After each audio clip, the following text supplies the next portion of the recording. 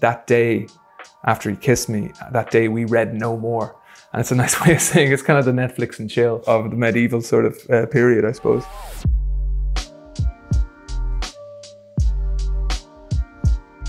Hey, this is Hozier with DIFFUS magazine, reacting to Ciaran Carson's translation of Dante's Inferno. Initially, when I was setting out to sort of to find ways of putting Inferno into the work or into the album, it was that the balance was difficult in referencing it too closely to the text and making specific references to the text. And there's a bunch of songs that really referenced it specifically, and it became a bit too musical theater in moments. So it was stepping back from that and allowing the themes resonate with the circles. Happy Satin, popish Satan alibi, barked Pluto in his fluent poppycock, which made me look for backing to my rabbi. Fear not the jargon-ridden Jabberwock, he said. Whatever power he has, he'll not prevent my man from climbing down this rock. So I think this is from this moment where they reach the gates of this inner city of hell, which is where heretics, I think, are placed. And there's moments that Virgil just like basically says, yeah, guess what? I'm on a mission from heaven, so like F you. And he just sort of charges through. They come across a lot of resistance. There's one moment where Virgil is kind of stumped and they're outside these gates and they're being taunted by a bunch of sort of demons, and an angel comes down out of nowhere and just blows open the place. Doesn't look at either Virgil or Dante, and then just basically kicks down the door and in a way of just that the path that they're on is set by God, essentially, where it's set by a heavenly force, and so nothing in hell can assail them. Here Cerberus conducts his strange assize. With all three throats he barks and slabbers at the muck-bound prisoners he triple tries. His eyes are red, his jowls black, his belly fat. He takes each soul and skins it with his claws, then rips it into little bits thereat. It's this moment where they're at the, Cerberus, this massive three-headed beast, sort of guards the gate. Yeah, it's quite violent. He's described as like every soul is just being torn to shreds forever, and he's tearing them apart. It's incredibly imaginative the way he's like populates. He mixes in Greek mythology with Christian sort of thinking. It's really, he is like, by our standards, this really quite fundamentalist thinker. Like he puts people in hell that we would never consider are deserving of being in hell. Obviously, Dante, the character in the poem, who is sympathizing with the positions of the people in hell around him, and yet Dante the poet is still populating hell with all of these people. There's an interesting dichotomy between Dante the poet and Dante the character. I think something that draws people to Inferno, what keeps people interested, is this kind of, there's drama inherent in it, Then one sad member of the frozen cast cried out, "O souls whose wickedness assigns you to the coldest station and the last, unletter from my face these rigid blinds, that I, before my eyes freeze up again, might vent some of the grief that clouds my mind." If you can imagine in his mind, in this sort of his medieval thinking, I guess, or like, 1400s, the celestial spheres are situated in such a way that all warmth, all love and all warmth comes from heaven.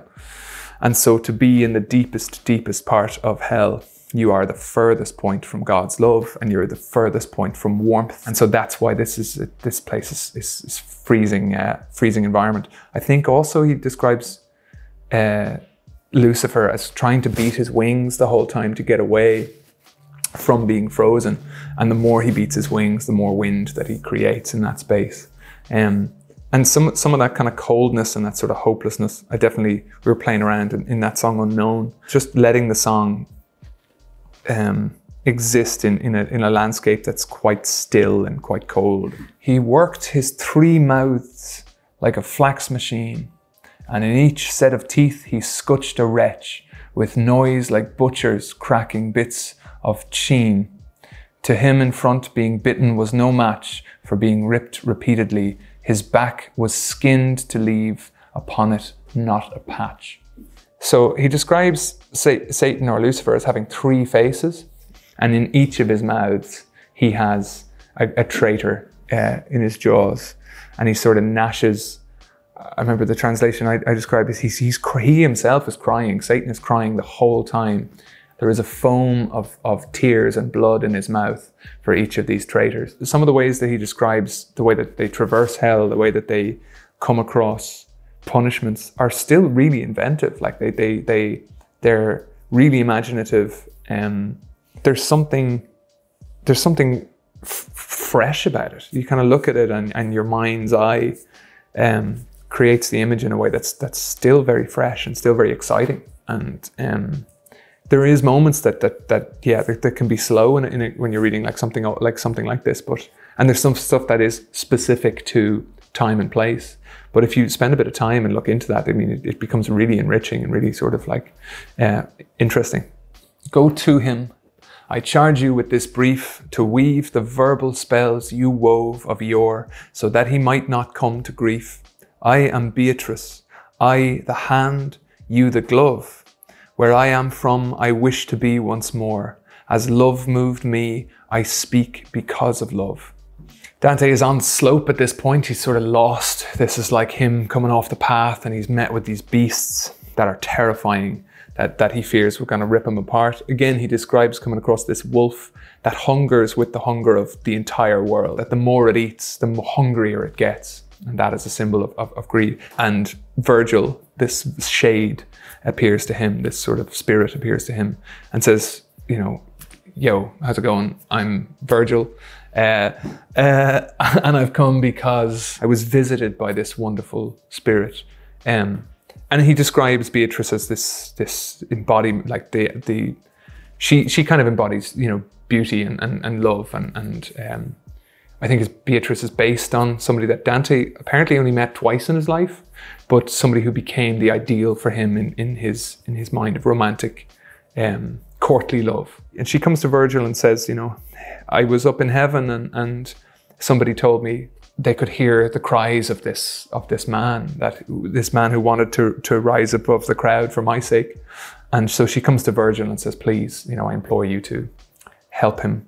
He's so taken with Beatrice and her perfection and her beauty. He says, it's something like, so perfect is your command that had I already obeyed, it would have been too late, is how he describes it, is how moved he is to do anything that Beatrice will ask of him. So he comes to Dante and they begin their journey together. So I turned again to them and asked, Francesca, all your torments make me weep with grief and pity, whether now or past. But tell me, did you wake? Did you sleep? And did you sigh when love breathed in your ear the secret joys so dubious and deep? So this is when he's calling out to these two who are being tossed around in the storm. Francesca comes, at her side Paolo is there, he's just weeping the whole time. And she's describing the day that they fell in love. And she blames it on reading stories of Lancelot. It's quite a beautiful way of describing it, and there's quite a saucy line. You could interpret it this way.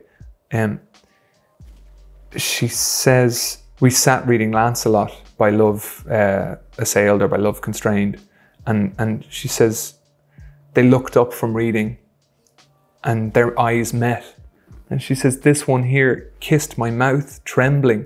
It's like was so seized, was so taken with my form, with my body, that you can see now he clings still to me. She says, that day after he kissed me, that day we read no more. And it's a nice way of saying it's kind of the Netflix and chill of the medieval sort of period, I suppose. At this point, he can't believe that they would end up in hell for such a sweet thing of falling in love. In the fundamentalist medieval Catholic brain, it's like, it doesn't matter if it's love, you still burn in hell for it, you know what I mean? It doesn't matter how sweet and how perfect it is.